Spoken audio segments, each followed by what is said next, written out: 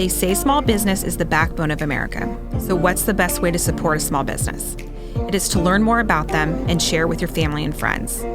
We interview founders from across the world who have started and scaled their business through the ups and downs, long hours, and the rewards that come from sacrificing their time to build their business. Welcome to First to Arrive, Last to Leave, the journey of an entrepreneur.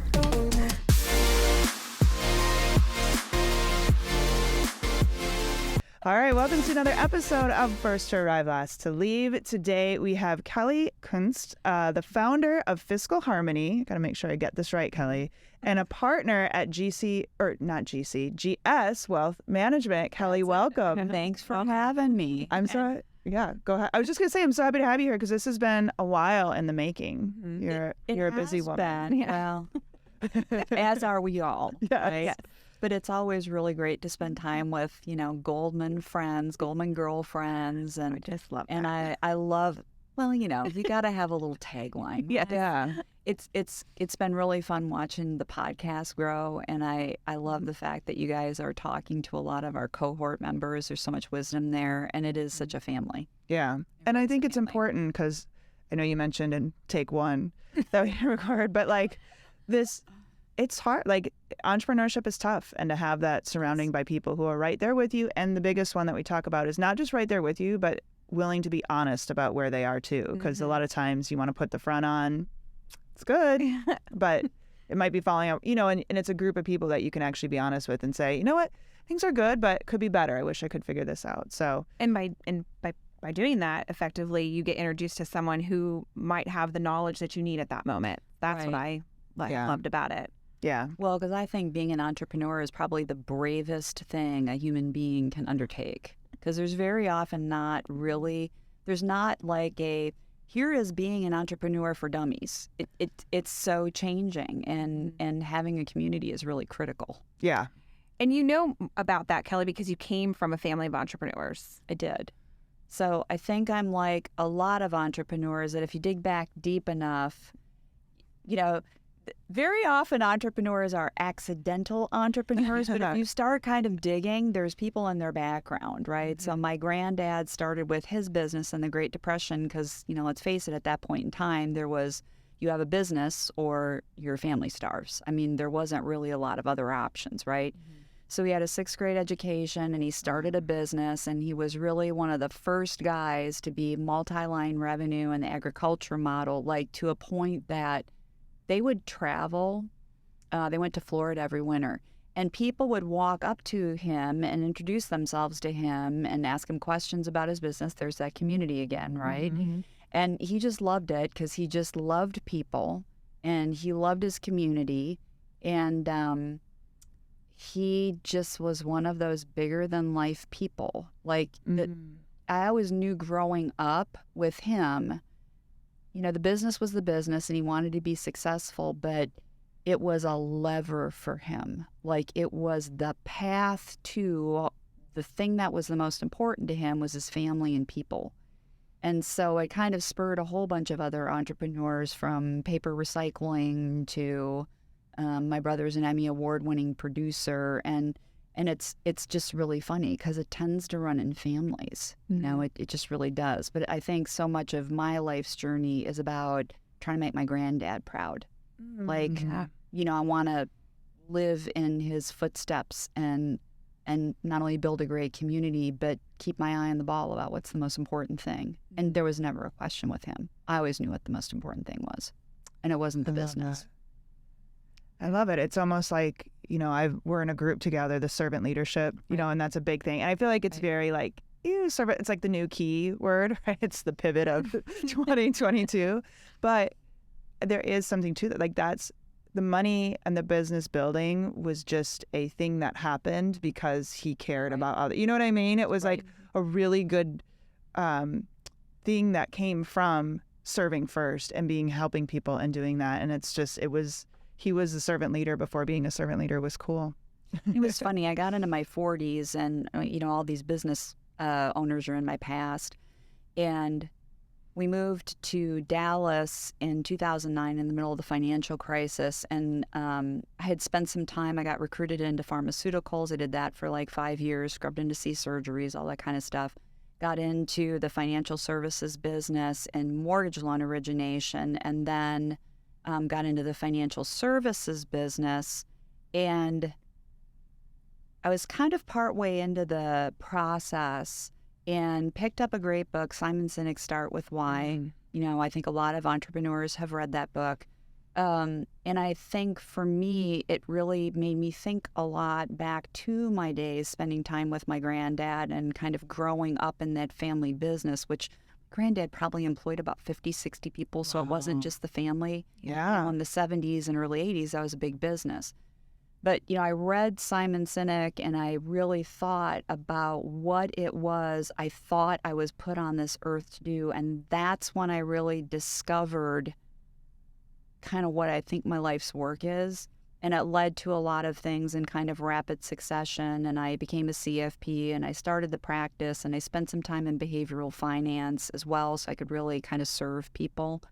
But it was funny how it kind of, once my purpose became clear, things started to fall into place. And I have to apologize. I'm in a very regulated industry, so let me just get my little disclosure. I wrote it down. So securities are offered through Berthel Fisher and Company Financial Services, Inc., BFCFS, member FINRA SIPC. Investment advisory services offered through BFC Planning, I'm almost done, Inc., GS Wealth Management, BFCFS, and BFC Planning, Inc. are independent entities. So now we can... Okay. That's done. All right. We can focus on the rest of our conversation. So being that you have that perspective of growing up in an entrepreneur family and being an entrepreneur, going into this business, how do you think that perspective benefits your clients who are or I don't know who all the clients are, but I know a good portion of them are entrepreneurs. Yeah. Yeah. I think, again, entrepreneurship is a whole nother thing. And there's so many things that are related when you're in an entrepreneurship.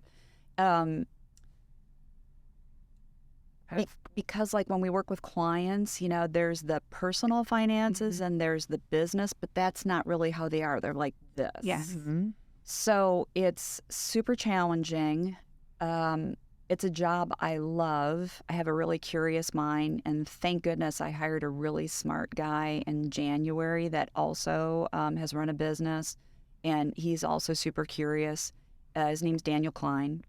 But I think, to your point, there's so many moving parts, and it's a little bit like playing financial Jenga, right?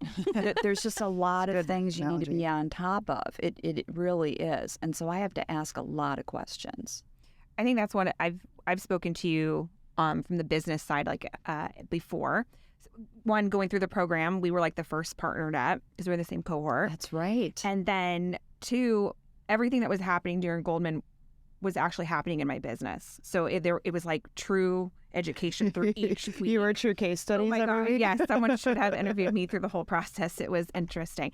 But one of the things I found really interesting in one of the things that Troy and I appreciated was that you were able to look at the whole situation and say, this plugs in here and this plugs in here. And we never looked up. So we never were able to see any of that stuff. And I mean, that's one of the things I've always appreciated, just being able to call you and be like, am I looking at this the right way? And you would be like, oh, well, there's this way and this way to look at it. And we've always taken that advice and being able to assess and then move forward through that. Yeah. And so I think it's really important for entrepreneurs to have someone like you in their corner, because you're never looking up. Mm-hmm. You're always like on the course, and maybe you need to go left or the money needs to go a different direction for a little bit. So, yeah. Well, and in my family too, there's you were talking about how like there's the entrepreneur that everybody sees, and then there's what's really happening behind the scenes, right? And that's always the case with business owners. And that was my family experience, right? My granddad, I told you all about his success, but what ended up happening was the black swan hit the business. There were some challenges and how they built the structure and various things. Long story short, when the business went bankrupt, he almost lost his primary property, his personal property as well, because of how things happened.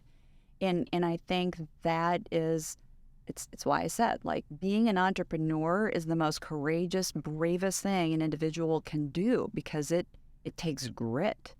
And so I think a lot of it is I really, having grown up and gone through when a family business fails, there's an emotional death that happens too. It's extraordinarily personal. And having gone through that, this goes back to this is my life's work. I'm going to ask every question I possibly can to make sure that we don't have issues in anything that links in how this whole house is being built. And having seen it and lived through it a couple of times, the good, the bad, the ugly, and like the ugly to the bone kind of moments of being a business owner, it's why I feel it's my life's work. And it's perspective that not all of us have, or not a lot of people have, and to be able to give that perspective and opportunity to learn, I think that's what you're doing is really amazing. Well, thank you. So I love it. I'm very blessed. Well, talk about your journey too. So, you're helping entrepreneurs and you're saying it's, courageous and all that. And now in order to do your life's work, you have to become an entrepreneur to help other entrepreneurs. So what was that journey like? Like you go from, you're getting your certifications, you're learning about this, you're doing a 180 from pharmaceutical sales. Where was that? How did that journey come about? And when were you like, you know what, I'm going to go out on my own and do this? So I'm kind of a case study of a lot of business owners and a really great book called Range. If you haven't read Range, it's really interesting. And Range kind of makes the point that entrepreneurs very often, your path looks very disconnected. Yeah. But it's not. And so I started off in education and then started moving around a bunch with my husband. I got recruited into pharmaceuticals. If we talk a little bit about culture, I learned some great lessons there from the guy that recruited me into the company. And then got into mortgage loan work in 2008 when it was the craziest time. I don't know if that's the year you want to get into mortgage loans, but okay. Yeah, well, that which doesn't kill you makes you stronger. So got into the business then, and then really started doing work with like 5 female financial advisors. They sent me a lot of their cases in the mortgage world. And then one of those financial advisors said, you need to cross over. So we moved to Dallas. I started in 2009 in the business, got my CFP in 2014, went into behavioral finance as well, because we're both sides of the coin as human beings, right? We make decisions on logic and we also make decisions on emotion, hopefully more on logic in the money front. But and then decided I really wanted to do things differently than the firm that I was an employee. Wanted to do a lot more in-depth structural planning, asking all these kind of pesky questions to make sure I understood.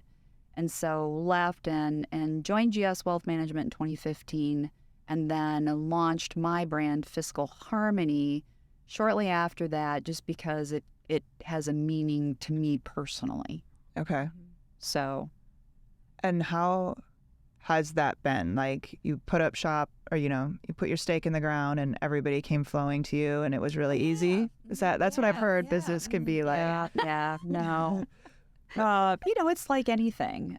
For us in our business, they typically tell you to expect, 3 to 5 years to build your practice. Mm-hmm. And I think stepping out and doing some things differently really meant I had to dig in and ask myself, what do I want to accomplish and how do I build all the tools? And then I ended up in Goldman Sachs, right, with you. Yeah. And built more tools. And so it's been a journey. And I think it's just a constant state of evolution. So what was something that changed, or like what changed for you after Goldman, like from before to? That's a great question. So when I got into Goldman, in our industry, there's a lot of male founders that need to sell their companies now. They're like reaching that age and they need to sell their companies. So we had looked at 2 different acquisitions. One didn't go very far. One, we got pretty far down into the weeds and decided ultimately that it wasn't the right fit for us to buy the practice, both because of kind of his how he had his business structured. And then our business was growing so fast, I thought, I don't know if I really want to. I don't know if I need to. I don't know if I want to. Mm-hmm. So that's what led me to Goldman. I knew that it existed because I knew some of the faculty, Lynn O'Neill, Julie Chance. And so I knew it was there, but coming off of some of those due diligence options, experiences, I thought I really need to start to pivot and think about both. How do I serve the business owners that are my clients, and how do I be a better business owner, in my own, which I thought also would serve the first. Yeah. The more I learn, the better I'm going to be able to do. Yeah. And I think for me, for Goldman, I had so many thoughts in my head, not only about how I wanted to plan. I'm also a big stakeholder capitalism believer. Like, for example, Costco outsells Sam's Club 3-to-1 per square foot. At least it did if you read what conscious capitalism has to say. And so I just had so many things that I really wanted to explore and think about doing differently in our world. And it gave me some time and space to really think about what's the sequence of events. Here's what needs to happen next. Here's the next business that might be coming online in the next 3 years. Here's the next step of how we actually document these businesses as we spin them out. So it gave me a lot of time to think about that and get it organized in my head. I have to imagine, and I'm sure you guys talk to a lot of entrepreneurs too, isn't that one of the biggest challenges, is kind of getting it all out of your head? On a daily basis. Yeah. Even just, okay, so you get it out of your head to start it, and now you got to get it out of your head to run it. And now you got to get it out of your head to hire people, right? And get it's constantly getting it out of and then getting out of your own head too. Yeah, that would be a trick now, wouldn't it? Yeah. They could get both. What about speaking of getting it out of your head, I know you've talked a lot about taking the leap and hiring. You mentioned Daniel at the beginning of the call, or at the beginning of the podcast. Can you talk about that? Because I know he was a leap of faith, right? Venturing out and starting to build around your company. Now it's not just you. Can you talk about that leap and helping? Yeah. That whole how do you get that out of your head to make sure he encompasses what you believe? All of that of taking that leap. So when I hired Daniel, I had 2 fractional admins, and then I had a fractional marketing person already. So we were kind of functioning in those spaces, and we just had a lot of growth. I mean, we were running 40% growth year over year for 3 years in a row. And it was getting to a place where I just knew I wasn't going to serve the clients the way that I needed to. And then, like a lot of us that are in our 50s, there's other things to consider, like the age of our parents. And I'm a sandwich generation girl. So, the funny part of that story is I had really started to think about it, but I really thought that person I was going to hire was going to look totally different. Speaking of getting out of your head, right? So Daniel showed up on a referral from someone that knew us. Also another big plug for why your network is so critical and the community is so critical, right? And I knew when I graduated from Goldman that I had a lot of work to do on the operations side of the house to really fill in the gaps, get things documented and all of that. And then Daniel showed up really not looking like I thought he was going to, how I thought that first full-time employee was going to look. And then as we kind of got to know each other better, he's probably everything I needed that I didn't really know I needed. And as far as helping us really be able to do research and build the operational processes and get ready for scale, because ironically, the other thing we share in common, we share a few things in common, but he also came from the mortgage loan origination business. Oh. And he had done a lot of the operational stuff in that business. So he was uniquely positioned to really help us. Yeah. And how has that been since? So, I know it's been great. Have there been any obstacles that you've had to overcome or things you've had to figure out bringing on a person who really is that wing to you? I think the hardest part of thinking about your business from a longevity standpoint, right? Because, if the business is you, it's not really a business. It's a job. It's a job. You've bought yourself a job. Mm-hmm. But you've got to invest so much time on the front end. And Daniel came with so many talents and so many gifts, but he really spent a lot of time listening in those first 3 to 5 months. And it's a big time investment, right? I mean, I know a lot of business owners talk about the cost of getting someone onboarded, someone up to speed, and then you get them up to speed, and then, they can perhaps sometimes leave, and you've invested a lot of time. Yep. But it was really all of that time investment up front because he had somewhat different skill sets than I had. And then I think it's like anything, you're building your business, and it's about really deciding who should lead on what projects. Right. Right? Like, you're more suited to do that. I'm going to leave that in your hands, and I'm going to run with this. And the other thing that was great about Daniel was because he was 40, he'd had a business in his background, and he was a graduate of the London School of Economics. I could tell him, we're working on this client, here's what I'm trying to solve for. And he was so great about coming back and bringing it into a model that we could better communicate with our clients about how we're going to do these various things. Like, I could tell him what I was trying to solve for, and I didn't have to write him a manual, right? And he came back and had the first draft in very good shape. So he's just been really great. And then it's been about the second half of it is, okay, where's Daniel leading? Where am I leading? Right.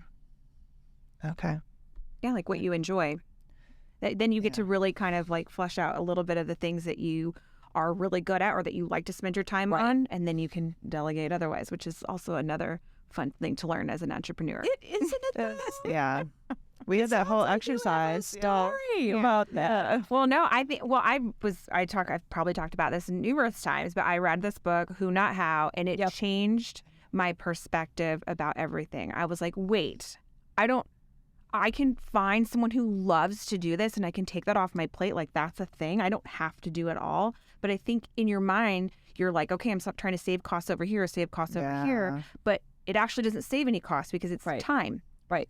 And then the ball gets dropped. So there's a lot of, so anyways, all that to say is, yes, is trying to delegate and learn all of that. And it seems like that's what Daniel is for you. Yeah. He is. He's your who.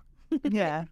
So when I first talked to him, going back to the Simon Sinek book, Start With Why, I love the story of Martin Luther King Jr. and Ray Abernathy. So they actually went to seminary together, right? And so Ray Abernathy knew Martin Luther King Jr. for a very long time.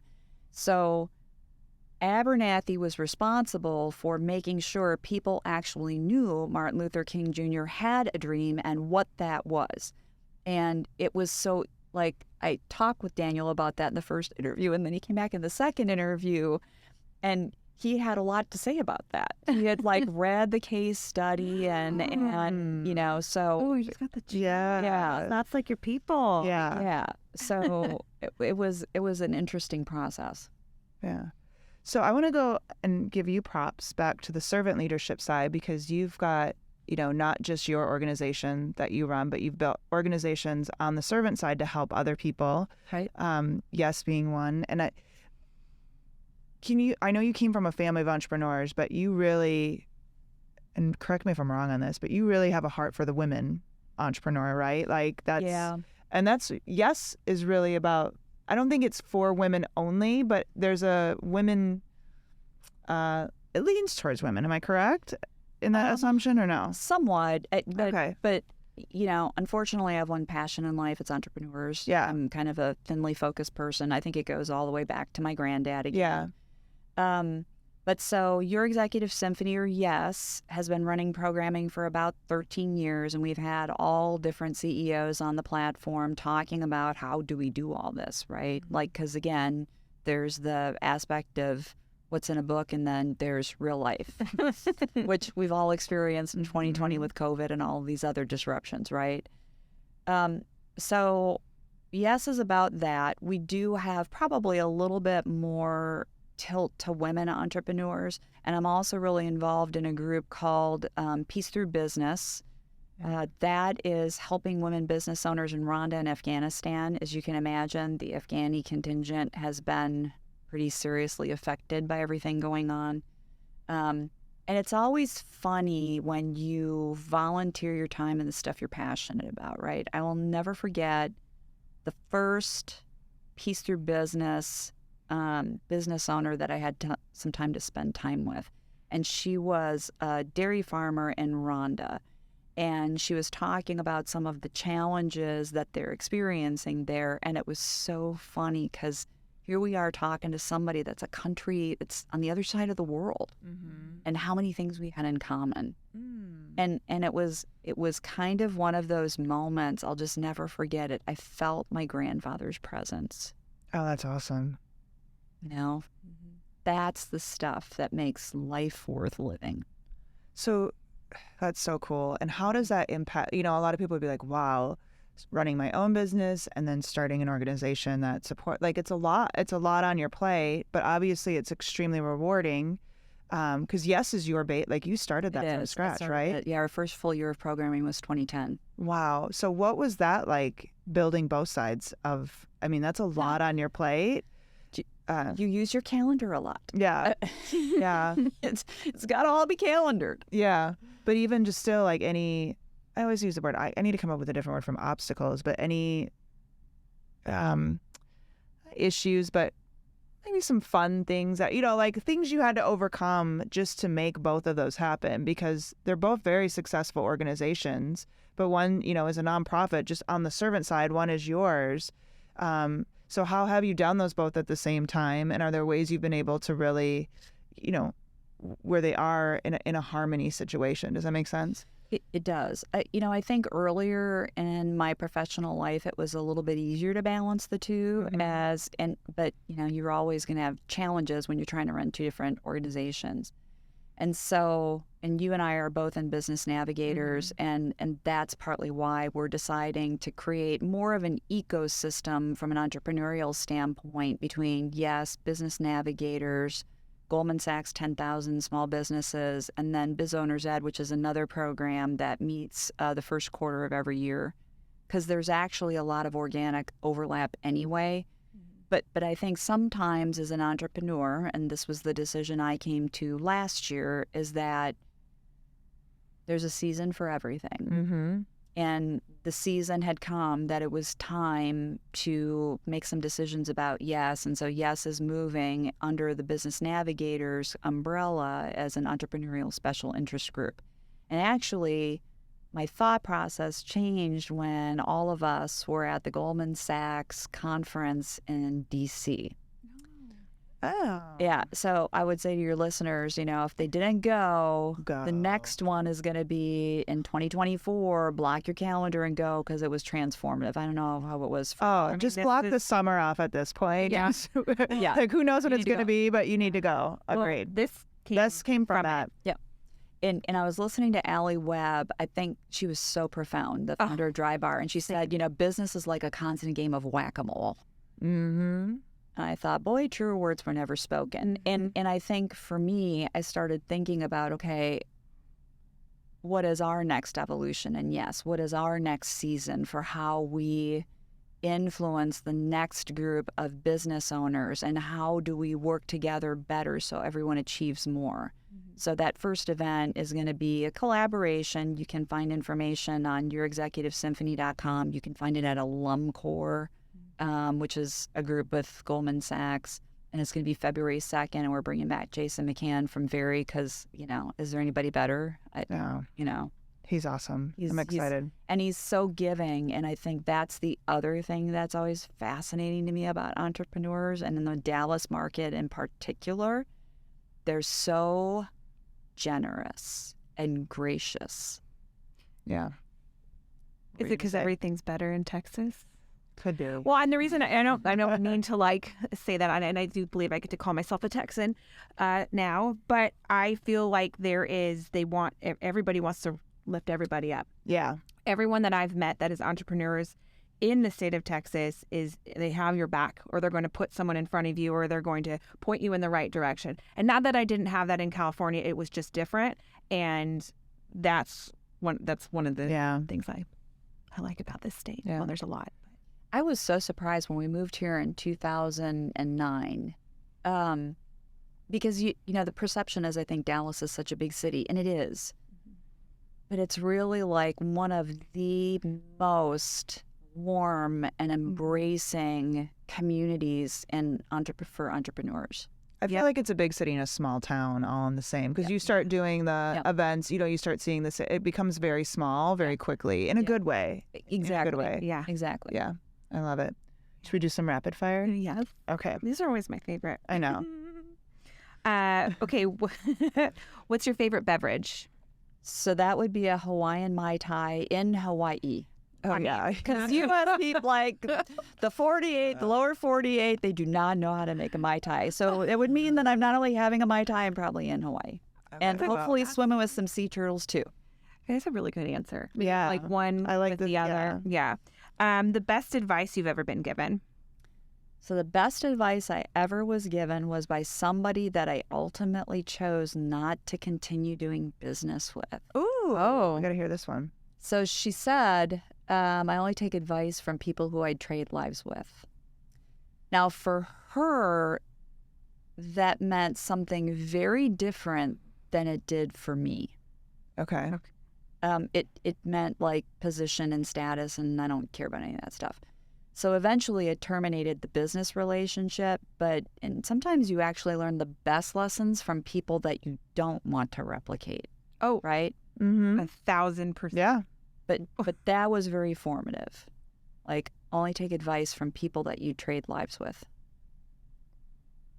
Yeah, because sometimes, like, their outside is not something I'd want to shift my life to be. You know what I mean? Like, they may look like they've got it all together, but their kids hate them or something. You know what I'm saying? Yeah. Yeah.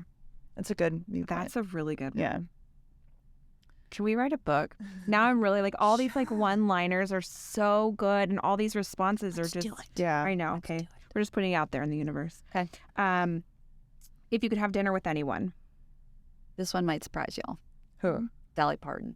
Oh, I love this. Okay, now you've got a story there, so go, because that's So number one, I grew up listening. My family listened to country music, and I share some of her feelings about we were in a family business. There wasn't a lot of wealth, so I think it's fascinating that she's still working.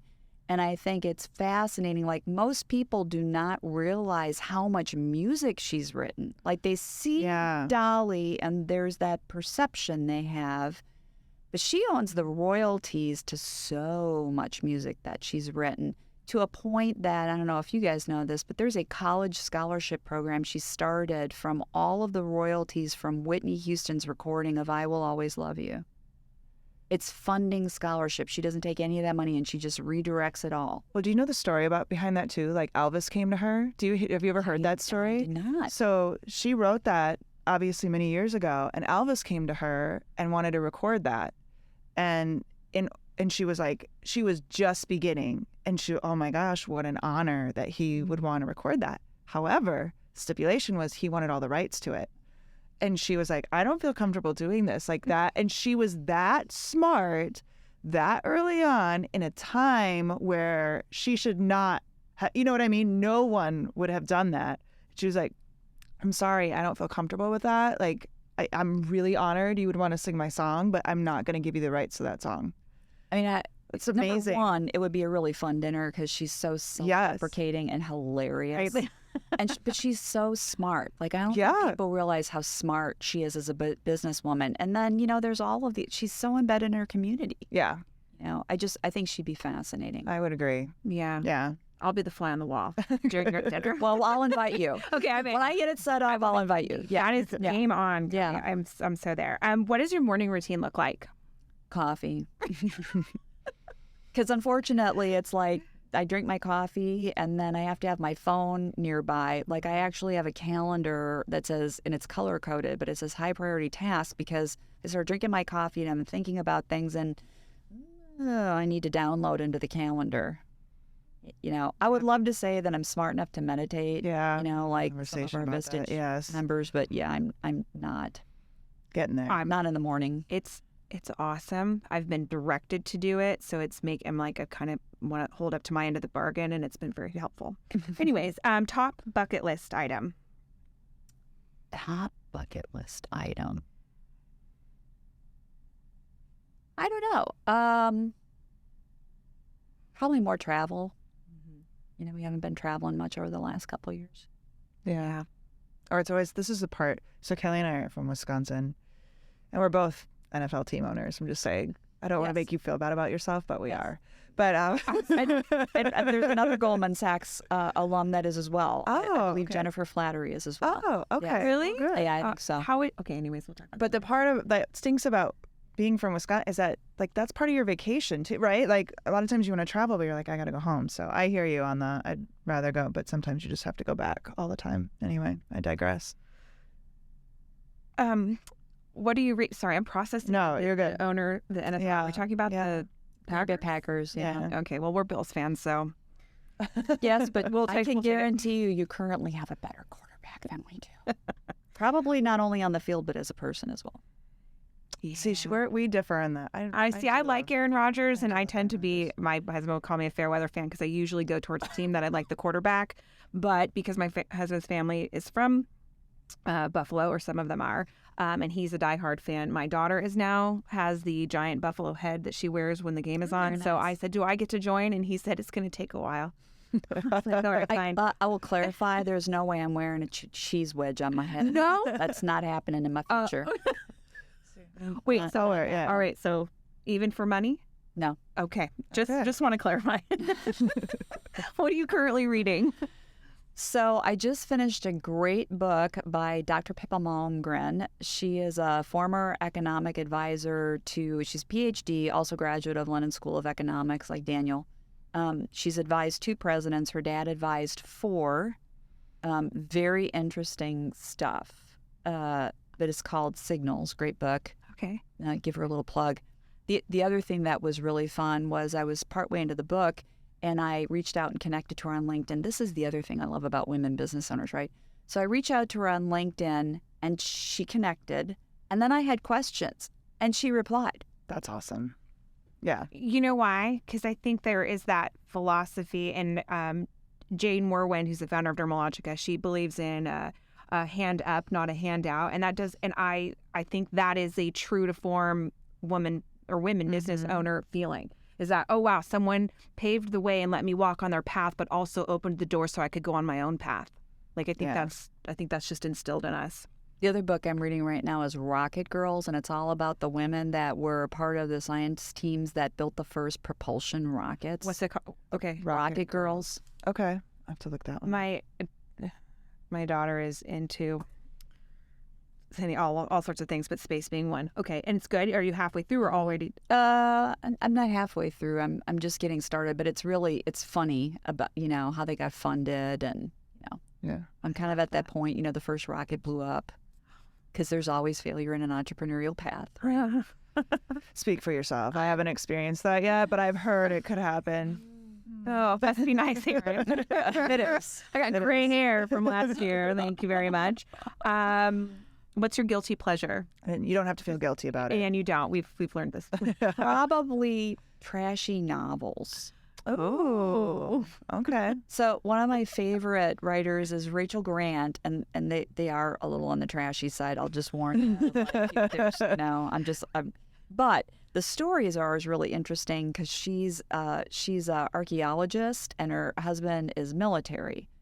So the stories are always very intriguing, and like you get really sucked in, and they actually reflect kind of current events. Okay. So one of the books she's talking about, the efforts of some of what's happening with development in Africa and China's involvement, U.S. involvement, things like that. But so it's kind of reflective of some of the things that are happening in the news. Oh, that's all cool. right. Plus, there's some fun stuff on the side. I like it. Well, yeah, but I'll just warn you. They're kind of trashy. I like it. My husband will encourage me to read those. I'm not going to lie. All right. So, Kelly, if someone wanted to get a hold of you, where is the best place they go? Best place is you can see us on fiscalharmony.com. And you can actually download any, there's resources on there, and you can communicate with us there or send us a note. They can also find me on LinkedIn. And, we love talking with various people and love people. it's who we serve. Awesome. And that'll be on our notes page too over at firsttoarrive, Had to think about that for a minute. I love the name of the podcast. That was by her. the way, because it's so true. Yeah. Yes. Well, do you remember, because you were at the event in DC, and Bloomberg said it. It's like, we're all entrepreneurs are the first to arrive and the last to leave. And it just stuck with me. I was like, it's so true. We leave our 40-hour work weeks to work every hour of the day. Unfortunately, even if you're sitting and having a cocktail or a beverage or whatever, you're usually still in the back of your head. And then what happens? You turn to the person next to you who you didn't know, and you're like, talk about something, and all of a sudden you have a new opportunity that wasn't there just because your wheels were turning and you needed to get out of your mouth. Exactly. Anyways. Well, Kelly, thank you so much for joining us today. Thanks for having me. I'm so glad we made it work. I know. So fun. Congratulations. Can't wait to see what you guys are going to pull up and who you're going to talk to next. Following the podcast. Everyone should follow the podcast. Yes. Make sure you follow it on your favorite player or YouTube, wherever podcasts are listened to. So thank you, Kelly. Thanks, guys.